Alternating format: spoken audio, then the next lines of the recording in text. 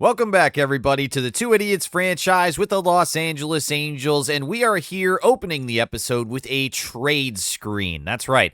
We are designating Kyron Paris as the primary piece in this trade for us at shortstop. He's been the backup for several years, and through 26 and 27, it was pretty successful for him in that endeavor. However, here in 28, it has been a disaster, and Kyron Paris, and maybe somewhat unfairly to him, has only ever been a backup bench player. He's never really had the spotlight or the time to develop truly. And so it could be a little bit of this, a little bit of that has curbed his development, but he is actually on the decline right now as well. So without a clear successor at shortstop behind Mason Wynn, who only has one more year left on his contract, the position of shortstop is now kind of shaky. You know, we don't really have a clear set there. And Kyron Paris was supposed to be the guy to slide in behind him, and it doesn't look like that's going to be successful. So Panther was taking a look around and seeing if anybody had a shortstop that we could pluck, and Jet Williams from the Tampa Bay Rays looks like a very promising young shortstop prospect. He's got B potential, and his overall is at a 70 right now, which is higher than any other shortstop in our system behind Mason Wynn. So I do like that. He's also mashing it in AAA, so Williams looks to be ready to make the leap. And I think the plan for us is to actually leave him in the minor leagues as the starting shortstop in AAA, just to continue with his development. And we're going to call up one of the other bums in our shortstop depth chart. It's probably going to be Guzman or Cisneros, but there's an outside chance that it could be Placencia. But either way, Kyron Paris is no longer going to be with us, and we are also going to be picking up from the Rays Craig Kruniken, a starting pitcher, very young. He's 22, but he's got B potential, and he's a 66 overall. So there is the possibility that he works out. Pairing with Kyron Paris is going to be Robert Porter, a first baseman, and Chad Stevens, another shortstop. Neither one of these guys have any possibility of making it to the show. So it's a 3-2 trade deal between us and the Rays. But that's how we open this episode. Let's go ahead and get it done.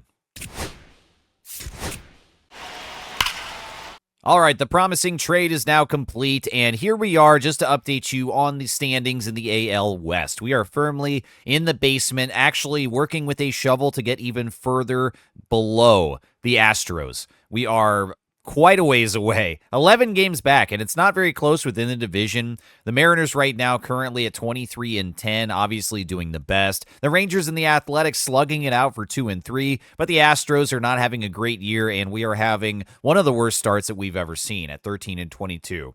To go into the calendar next, we have a road trip, and we are going to Tampa, who we just traded with. So we might get a glimpse of Kyron Paris. I don't know how they're going to utilize him or fill him in that slot. Currently, their starting shortstop is Ha-Sung Kim, so I don't think that we're going to see Paris, but it would be fun to get a little bit of a reunion play. Either way, Rhett Lauder is still looking for his very first win of the year, and he's put together a pretty good campaign, so I'd like to see it. I know it's going to come at some point. We're in the month of May, though, and that's a long time to wait for your first win.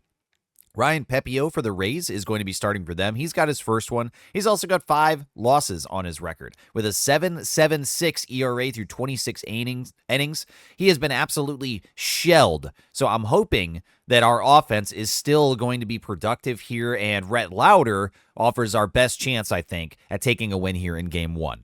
All right, good way to start off the series, and now Josiah Gray is going to be looking for another win. He's had a really good start to the year, actually a little more consistent even than Rhett Lauder, our ace. So at 38 innings pitched, he's got 36 strikeouts and a 3.08 ERA. Let's go ahead and take the series in Game 2 and relieve some of the stress from all these losses. Oh. Nope. Gosh. Oh, come on, boys. What is this? I don't even want to look at the line scores. It's just upsetting. Well, we still got a chance to take the series after the split now, and Gavin Stone versus Ryan Weathers does not appear a friendly matchup for us. Stone is 2-2, but over 39 innings pitched, he's only got 23 strikeouts and a 4.85 ERA. That's not looking particularly nice. Weathers is 3-0, undefeated through 38 innings with 29 strikeouts and a 2.37 ERA. He actually might be the ace for the Rays, so their rotation might have turned over. And in Game 3, one of the teams is going to take the series. Let's hope it's the Angels.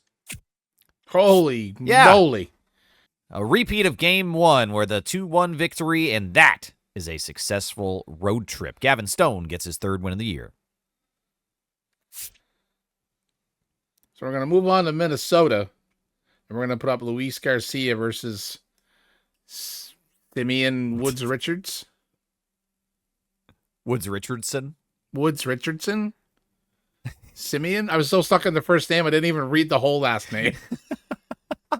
To be fair to you, the last name just continues and goes and goes and goes. Yeah, like I stopped reading it because I was so focused on the first name. The name is so long that you get fatigued trying to get to the end of it. It's like Isaiah Kiner from left. It's like, holy fucking, a mouthful and a half. Oh, shit. Yeah, it doesn't quite roll off the tongue there. No, it's a little sticky. But Garcia, he's 34 innings, 28 strikeouts, and a 5.24 ERA, 3.3 record. And Woods Richardson is 1-3 with a 35 innings pitched, 36 strikeouts, and a 3.03. The battle of the basement has reached critical status here in the top of the ninth. Both us and the Twins are 15 and 23 to begin this year. We both suck. But right now, Mauricio Dubon offers our best chance to turn this game around. Top of the ninth, 2 men on, swing and a miss. Only 1 out. We got to avoid the double play, but the tying run is in scoring position. Let's see if Dubon can do it. He gets contact there to right center field, running back, and he's got it there. So that's the second out, and we do not chance the runner to third. They remain in place. And now, our final hope is going to be facing a new pitcher. It's Chad Green, 18 innings pitched with a 2.5 ERA, 22% strikeout rate, and low averages against him, particularly with lefty at-bats. Okay, Green was a former Blue Jay. Yeah. Oh, Bazana's up. This could be interesting. He's over 4 today, but still averaging 265. Bazana's been awesome.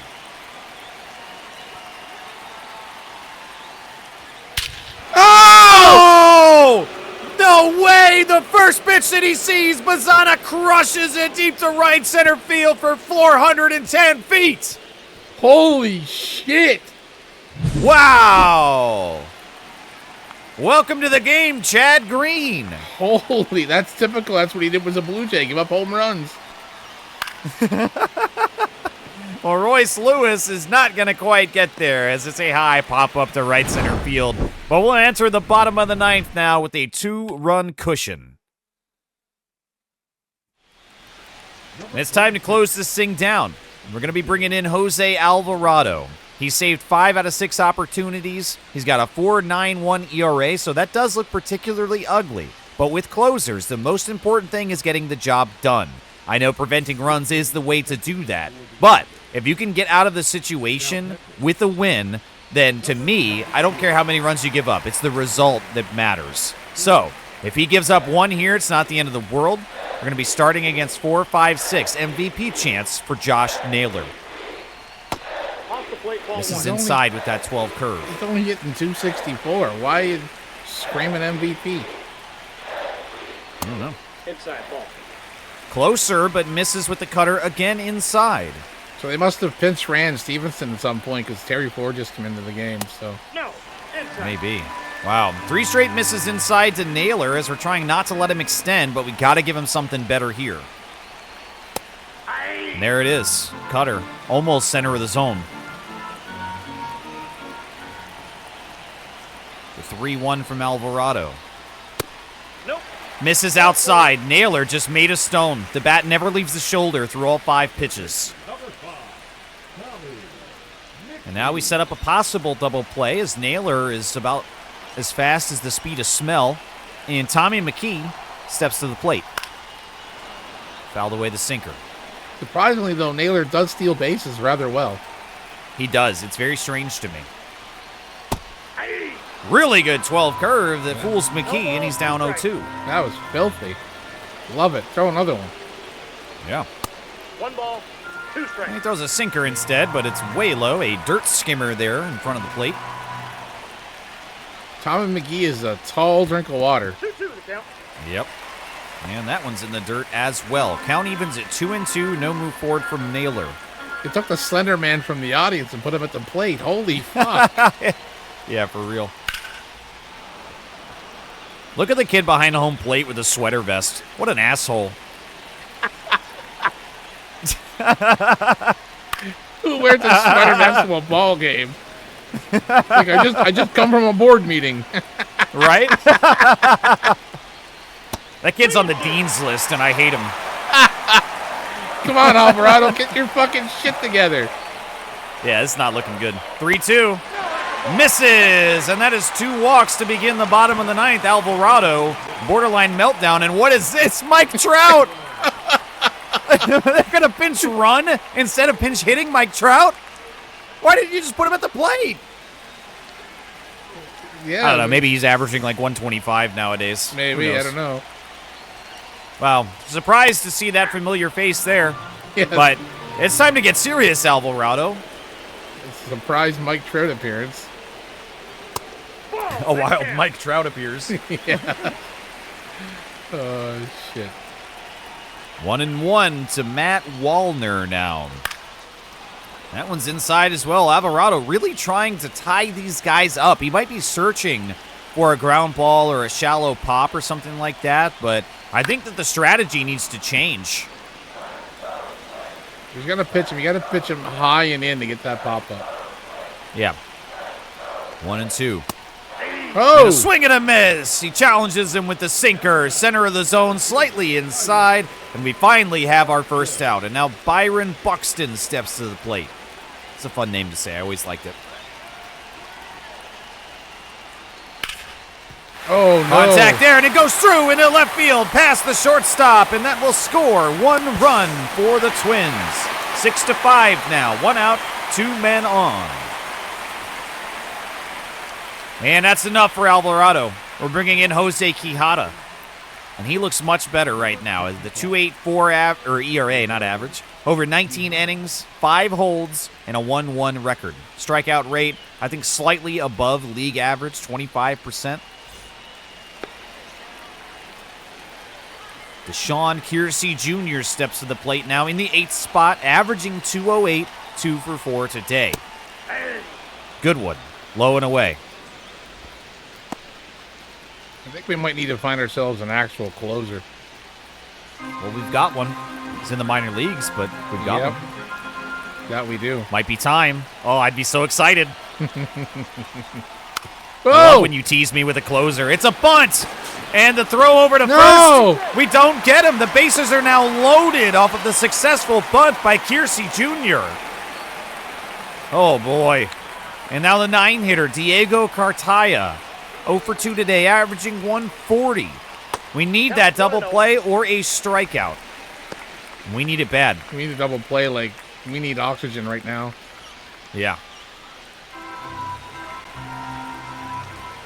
After that sensational 3-run home run to put us above, it's now threatening to be undone. He's hitting 0-53 with runners in scoring. Yep. You should have Mike Trout pinch hit for this kid. Nope. Outside. Misses away, picking around the 9-hitter. Yeah, what are you doing? Challenge the 9-hitter.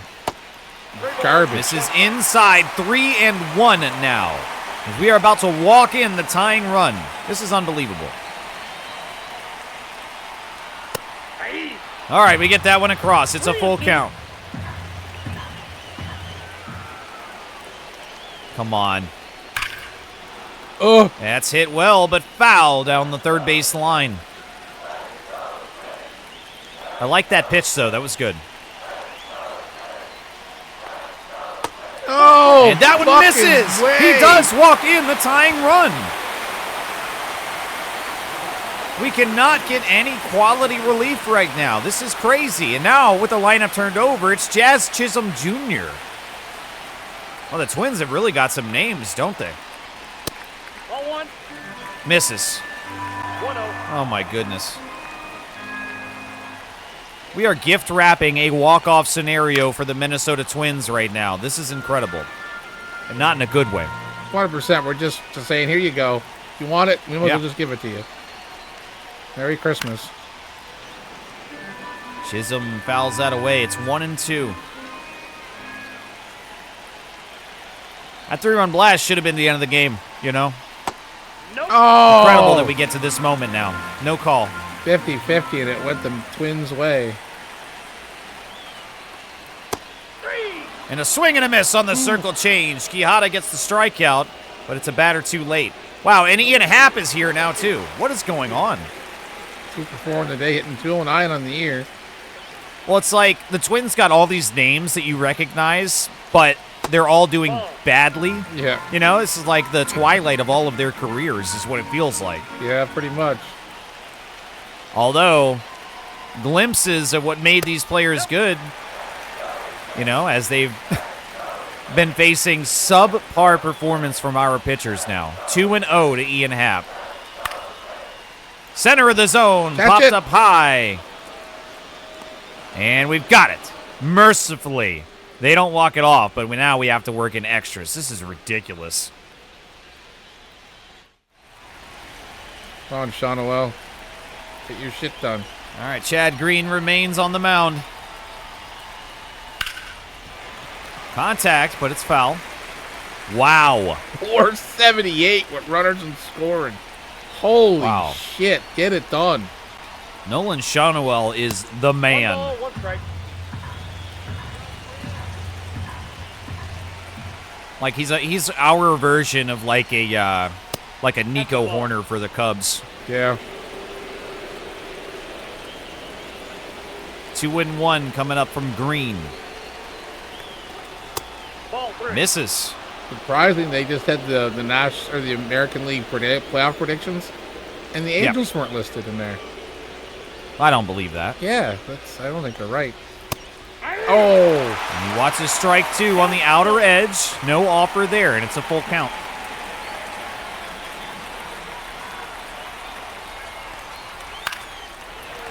And gets a piece of it, driven into foul territory.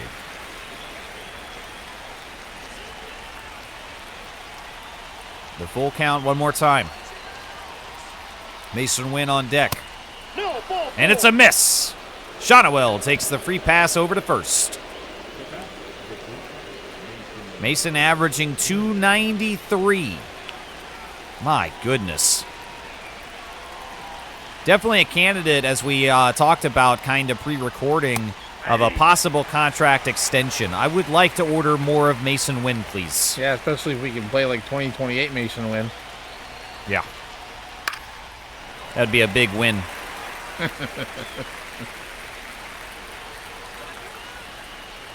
Oh, 0-2 against him, though, after the foul ball. Green gets him to ground it to second base. The throw over. Back to first. And he's safe. No double play as Wynn legs it out. And it's a fielder's choice.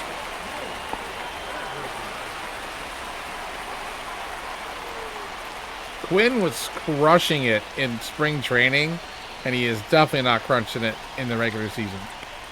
No. Strike 1 on the bottom of the zone.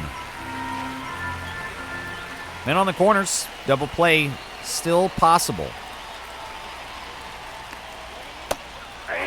Really early on that timing. The slider fooled him pretty badly. And he's behind 0-2 now. But if he hits a home run, you can't get a double play. So Oh, that's true. Ball, that's a Try that. Ooh, close. come on, Fabregas.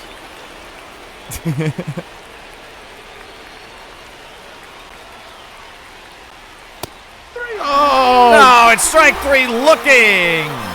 you fucking bum!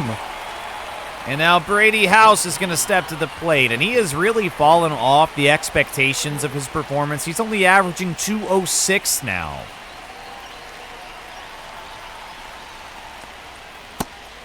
Felt like the floor for him should have been around like 230 or so, but we're pretty far below that. Yeah, he actually was doing really well last year. Yeah. Oh, Wow, lunging there as we're in danger of stranding runners on the bases in an 0-2 count with 2 outs in the top of the 10th.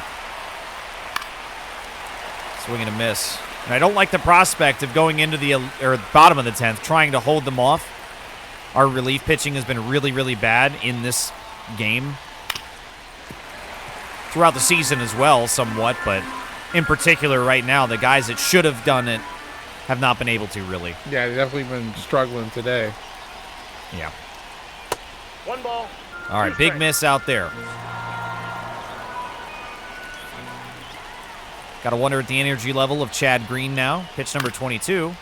And that is a ground ball driven to shortstop. They throw over to first, and they've got him. And they are now once again trying to walk this thing off. And we leave in Jose Quijada, another name that people should recognize, Carlos Correa. 1 for 5 today. Swing and a miss on the circle And change. he's sitting under 200, so another guy in his end of his career trajectory is what it looks like. Yeah. This is just the Twilight Twins, man.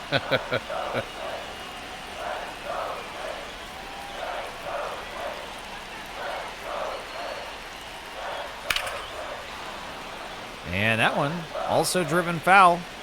He's getting good contact, just bad timing. Really aggressive, though. Lots of swings out of Correa. One ball. Give him some junk to swing at. All right, not close enough. Yeah, you got to throw it at least somewhat close to the plate there, Jose. That might be on me. I did say junk. And that one inside gets popped up. Foul territory near the dugout, and we've got it. There we go. An unproductive out number 1 for Quijada. Thank you.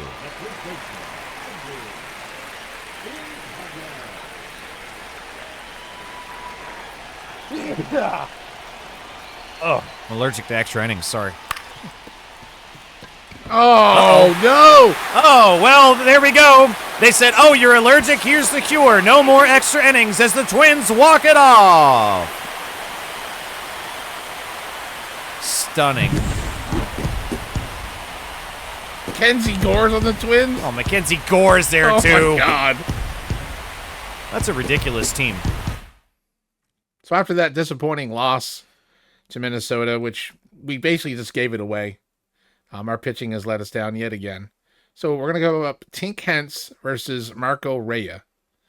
Tink is 1-1 record, 35 innings, 32 strikeouts, and a 4.37 ERA. And Rhea is a 4-2 record, 34 innings, 26 strikeouts, and a 4.24. Pretty comparable. So long as our bats can come alive and our pitching can hold it together, we got a shot. Let's get it done. Yes! Okay. All right. There we go. It's some offense for a change, and our pitching actually held it together. Ended up with 11 hits, 4 walks, ouch, 10 strikeouts. Everybody struck out, and Royce Lewis done it twice. Jesus. Doubles on the day, Royce Lewis and Quinn Fabregas. We had a triple from Tom Gregg. Tom Gregg. Home run from Tyler Stevenson. So the RBIs in the day were Tom Gregg with a pair, Travis Bazan and Nolan Shonowell, Quinn Fabregas, and Tyler Stevenson with 3. Man, Tommy Boy got hit by a pitch. Careful now. Don't hit our superstar. Stolen bases from Nolan Shonowell and Rafaela, and Travis Bazan got caught stealing. Tink Hence on the mound picks up win number 2, and he nearly had the quality start. He went 5 innings with 7 hits, 2 earned runs, 2 walks, and 6 strikeouts. That's a pretty solid start. I will take more of that from Tink Hence. His ERA lowers down to 4.27, as he is now threatening to have a pretty good stretch. And yes, please, thank you. AJ Puck comes in for 2 2/3, and it was rocky for him, but ultimately he was able to get the job done pretty well. Through 2 2/3, he allowed 6 hits, but only 1 earned run, no walks, and 4 strikeouts. So Puck has been really, really good for a lot of lengthy outings lately. That's been nice. Justin Martinez comes in and does better today. Picking up save number 3, he goes an inning and a third, allowing only 1 hit and striking out 1 batter. That ERA is still super ugly, though, at 6.11. We were able to hammer out a victory in Game 2 against the Twins. Let's see if we can do the same in Game 3. We're putting Rhett Lauder, who is still looking for win number 1, versus our old frenemy, Mackenzie Gore, who's putting together a stellar year. 4-2 record, 48 innings, 51 strikeouts, and a 1.86 ERA. Jesus. All right, just get it over with. It is the bottom of the 12th, bases loaded, 2 outs. Drew Rasmussen has just been called into the game, just like us, for the first time here against Josh Naylor. Come on now. It's a 7-7 ball game. And that's a strike on the lower outer corner.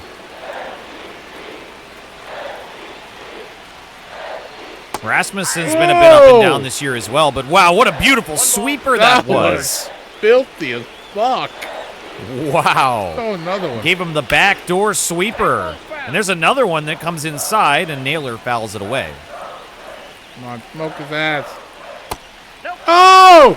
Oh, come on. That was strike 3. Fuck you, umpire. Man. Challenges him with a fastball at 98. Wow. Oh! Oh, and we get a call. It's a makeup one, and that's strike 3 to Strand. The bases loaded and push inning 13. And the Twins are going to bring in, how do you say it? Wandy. Okay. I didn't know if it was Wandy or Wandy. Wandy. Wandy Awozawena. But no, it is Peralta. Now versus Harry Ford in the top of the 13th inning. Wow. Ford averaging 348. Do you see that? My goodness. Our backup catcher's crushed him. Well, at least it's one position where the backup guy is doing an awesome job. We did not have that happening with Kyron Paris. Oh, definitely not. Watch him flourish in Tampa Bay. 2 misses in a row from Peralta. Yeah. Probably. That's how it always works for us, doesn't it?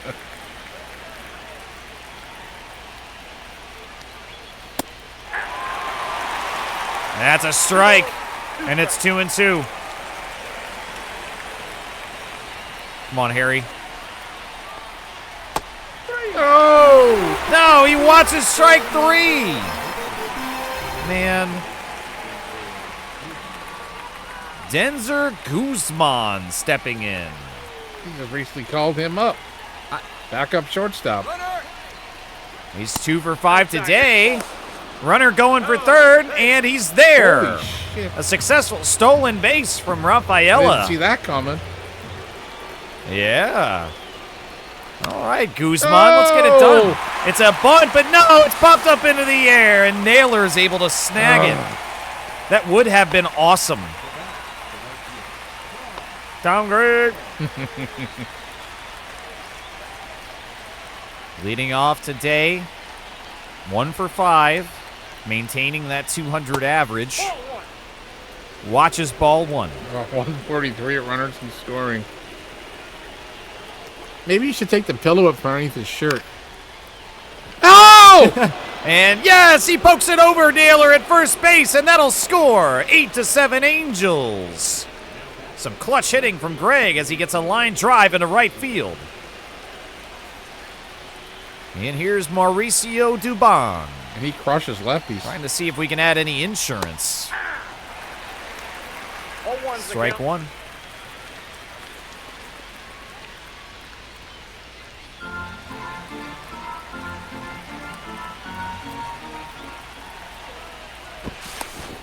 Uh-oh. Throw over. He's safe. Trying to pick off old Fat Tom. What are you doing? Yeah, I was going to say Tom Gregg having to dirty up the mattress he wears underneath his jersey. 1 ball, 1 strike. That's a sinker away to even it up at 1-1.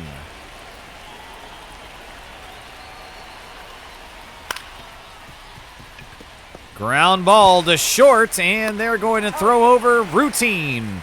And we enter the bottom of the 13th with a 1-run lead. Dare I ask who comes in for relief? And it is going to be Jose Alvarado. Here we go again. No.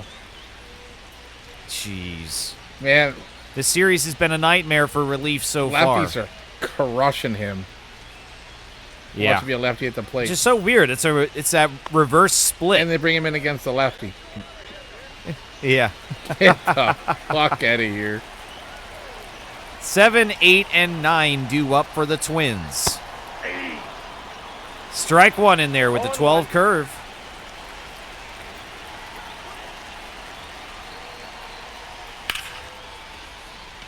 And that one is driven to left field. A line drive that is out, number 1 for us. No advance from the runner. Here we go. Ibanez is 4 for 10 in the series and 2 for 5 today.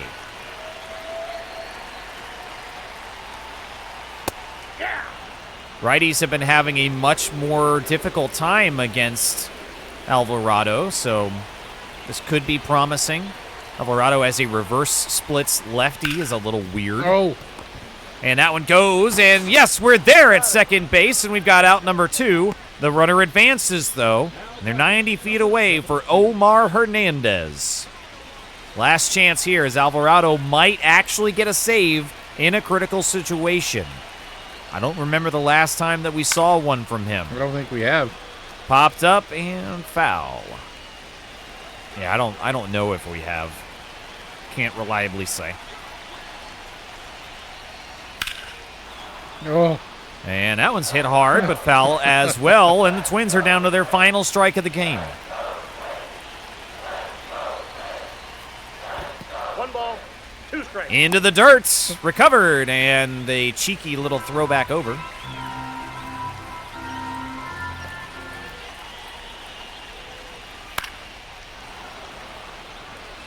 Lots of contact from Hernandez. Still 1-2.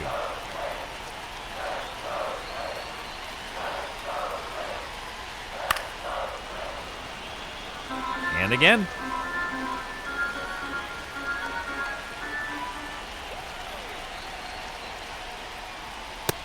Ball 2. Oh, come on, Man, Alvarado. Cutter's close. This is the 9-hitter. What are you doing?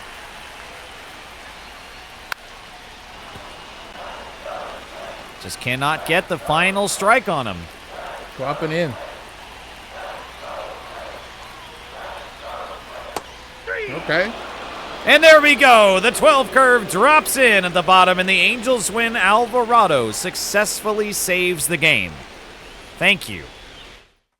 All right, back home for a stretch here. First at San Diego, and then a 4-gamer versus the Athletics. Now, the Padres are 17-23 right now. Technically better than us as they have 1 less loss, but we both are matched up with 17 wins. I'd like to have a good week of baseball. I feel like the back and forth wins and losses that we've been doing so far to start this month are really frustrating. So let's string some wins together. I'd like to take 2 out of 3 against San Diego. I'm not expecting a sweep because we've been so inconsistent, but the matchup at least looks favorable for us to begin with Josiah Gray versus Jack Flaherty. Oh. Oh, wow. The That could be a statement win. bats were alive. We had 10 hits and 10 RBIs, 10 walks, and 2 strikeouts. Holy shit. Excellent. Insane. Dubon with a double, Brady House with a double, and Rafaela also with a double. Home runs from Stevenson and Bazana. RBIs, Dubon with 3. Fabregas or Fabregas, whichever one you want to call him, with an RBI. Brady House with 2, Rafaela with 1, Stevenson with 2, and Bazana. Man, they're hitting their boys. We had Fabregas and Stevenson were plunked today. Oh, wow. 2 errors. Brady House and Travis Bazana, both with errors today. Wow. And the success of the offense pairs well with a good pitching day from Josiah Gray, picking up a quality start and win number 4. Through 6 innings pitched, he allowed 6 hits, only 1 earned run, so one of those came through based on an error. 3 walks, though. That's, not great, but it's not the worst. And 3 strikeouts, lowering his ERA to 3.85. Josiah Gray is not in my worry about category. I think he's doing okay now. Lucas Sims picks up save number 2 after 3 innings of great relief, only allowing 2 hits and 5 strikeouts. A solid 2.0 for the ERA for Sims now, and he's been excellent lately. All right, well, that is actually 3 wins in a row now as we've taken the final series in Game 2 versus Minnesota, picking up a big win against San Diego in Game 1, and now in Game 2, it's Gavin Stone versus Carlos Rodon. All right, situation in the bottom of the 9th. 1 man on in scoring position and 1 out. Brady trying to bring down the house, and he will! Yes! A line drive immediately over first base, which will tie the game here in the bottom of the 9th. Brady House has done it. That is awesome. Now Tyler Stevenson Stepping in today, 1 for 3 against Michael Kopech. Contact, but driven foul. So Steven's only hitting 229 here. We got him for his bat. That was the reason we got him. And he was doing well in spring training. He's been a little bit of a skid. Yeah, he's up to well in spring training, and the start of the season was doing pretty strong. But yeah, recently he's been a little slidey. The brakes on here. Foul ball makes it 1-2. No, that missed. That's the ball.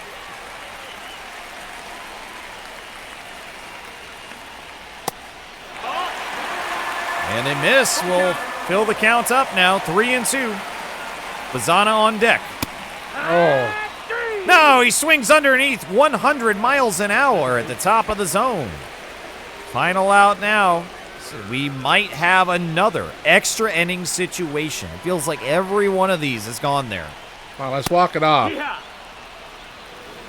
I'd love to walk it off. I'm surprised we're not walking it off right now.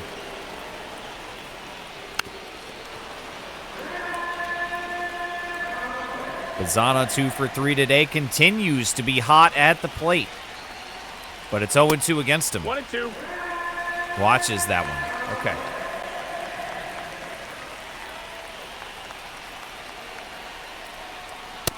Ball. And another one up top. Evens it up at 2-2. No chasing by Bazana. Oh, That one's in the zone, though, and he swings over top the cutter, and we will see extras. And Justin Martinez will remain to try to close this game, or at least right now, hold it. 6, 7, and 8 for the Padres. Misses up top, 101. He can definitely hurl it. Nope, ball. Very close miss for ball 2. Yeah, but throwing it accurate, it's a problem. Yep. And that one driven to second base is pulled in from the outfield grass for out number 1.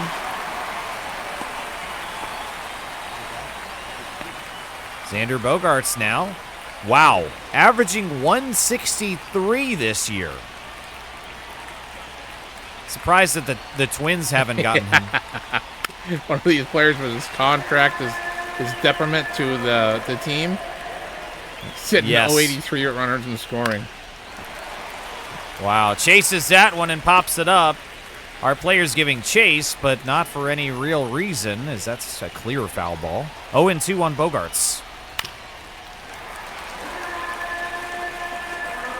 Doesn't Bogaerts sound like a monster from Harry Potter? Oh no, it's the Bogart. Yeah, right? I don't know what the nature of that creature would be, but I feel like it would fly. Okay. 2-2 after the miss from Martinez. As we question the magical abilities of Bogaerts. Full count now. And that one is popped high into left field, and this might score that run. He's going to catch it on the crow hop. The throw in. The runner is moving, and it's offline. Had it been an accurate throw, we would have gotten him at the plate. But now the Padres are leading. Espinal at the plate with nobody on now. And it's another situation that we'll need to try to recover from.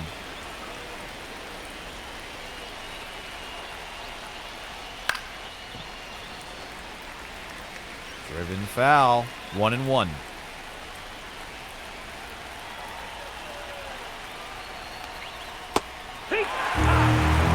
Big swing and a miss. Cue the Jaws theme music. There we go. Final strike. Oh, catch it. And that one is driven high, going back into left field and planted before the warning track. We've got it. But we got some work to do. Kopech will remain out there on the mound for the San Diego Fathers. Denzer Guzman steps back in. 0 for 3 today, and that is a close cutter that misses. Bazana, the ghost runner, on second. He's got some wheels. Misses away.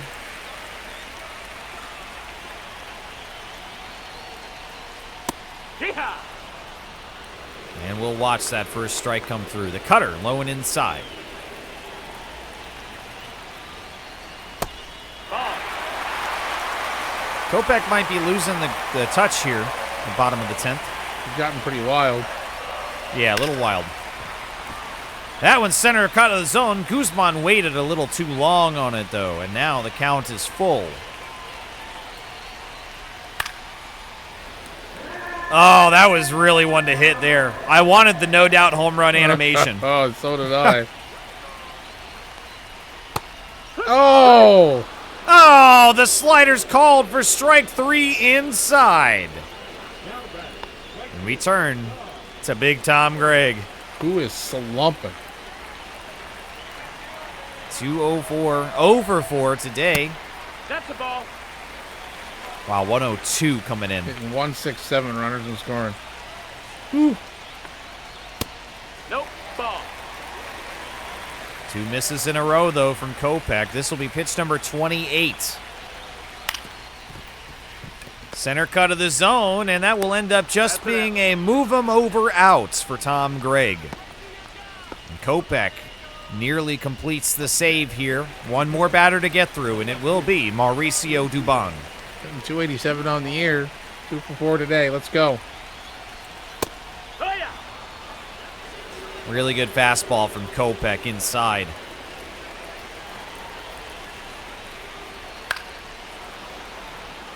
That's another one to hit, but behind on it. Final strike for us now. Fans on their feet across the stadium. That's a foul. And driven foul.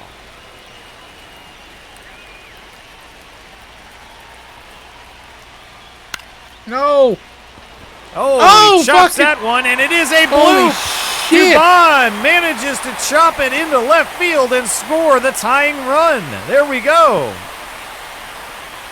Oh, that was a horrible swing. I thought the outcome was going to be just as bad. Yeah, that was bad baseball, but a good result, as now the Padres bring in Zach Kelly.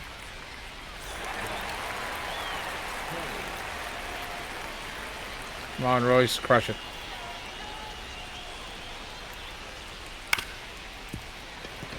And that one grounded to shortstop. They throw to second base, and he's called out. I thought he was safe. So Damn. did I. Where's the replay? Oh, no. And we will make a change that does not give me confidence. Yeah, exactly. The oh no says it all. It's Jose Alvarado. Our confidence has just plummeted with this guy. 2024 Silver Slugger Jackson Merrill steps Oh, in great. for the lefty-lefty matchup. Fucking Alvarado's kryptonite. Yeah. Correct. 12-6 gets in there, across the plate. Strike 1. Ugh.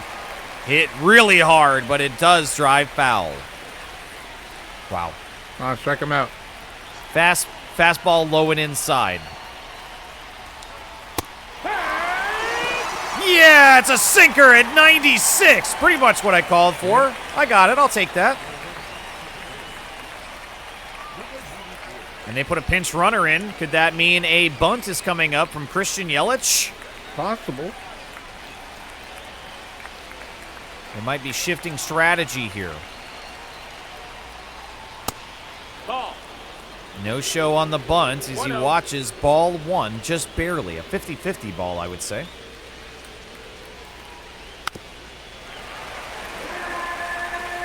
Fouls that away to even the count. Save. Throw over. Oh, Oh. man.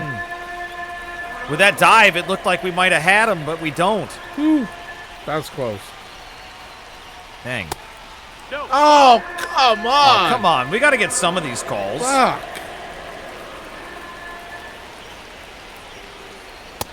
Ball. All right, 3-1 now.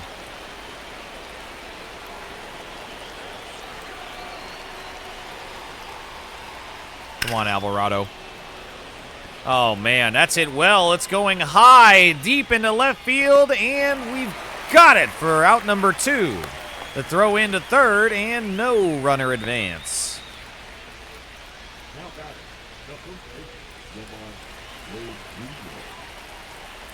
Another lefty. All right. Last out we need to continue this game. Lamont Wade Jr. gets the call on the cutter. Good in 088 with runners in scoring. Bodes well for us. Now if he just Please. keep his shit together here. Ball. Yeah. 1-1.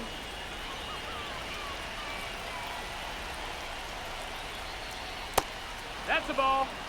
Misses with the 12 curve. I feel like part of the problem is that in these situations, there's definitely competitive pitches that are very close, and they have just not taken a bite. They have not gone after pitches that are close, so we just get a bunch of ball counts. But some of these are not because they're bad pitches. That one was. Some of these are not bad, though. They're like right on the edges, things that you think guys should be chasing, but we just consistently see batters hold back on it. And a bloop to center field. No! That is going to score, and it's an RBI single for the San Diego Padres. Here we are again. I think this is the last fucking game Alvarado's the closer. I don't care what we got to do, but man. I'm going to switch to Quijada. Between Martinez, Alvarado, and Quijada right now has like half of their ERA. Yeah.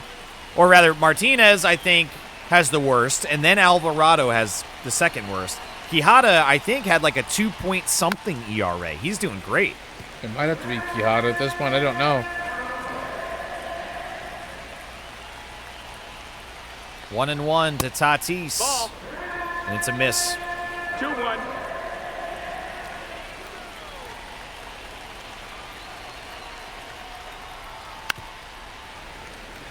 Chases that sinker to help us out for strike 2.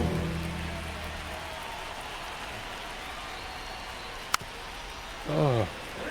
Fouls it away to stay alive.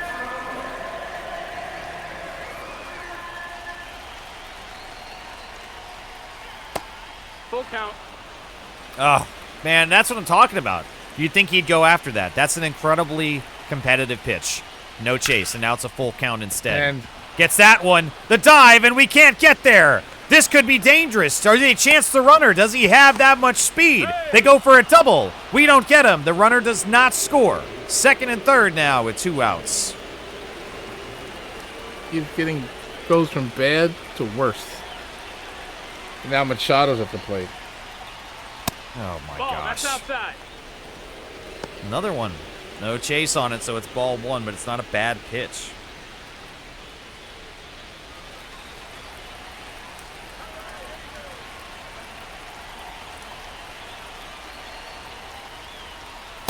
Here.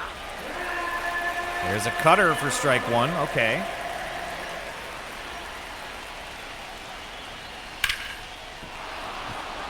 That's hit well. It's a line drive.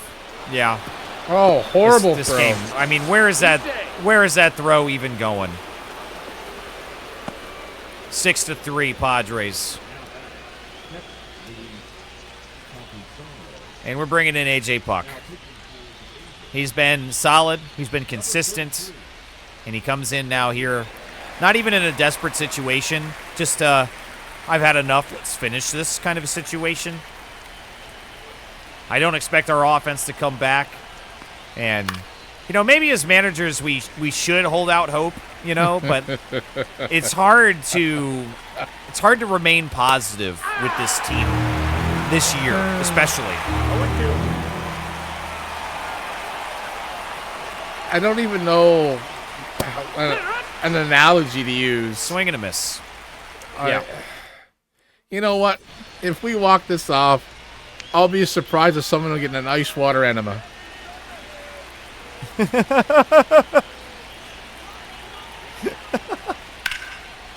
Oh! Oh, Nolan Shotwell with a line drive on the first pitch sends that into left field, and that will be a single and an RBI as we're in there safe with Lewis.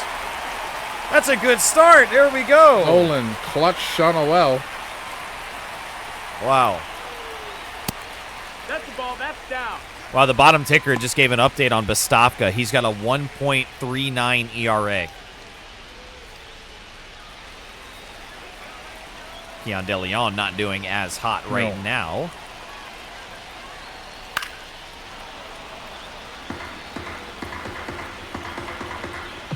Maybe we should just trade the whole team away. Just an absolute fire sale and start over. God, I don't know what to do with this. Prospects only from here out.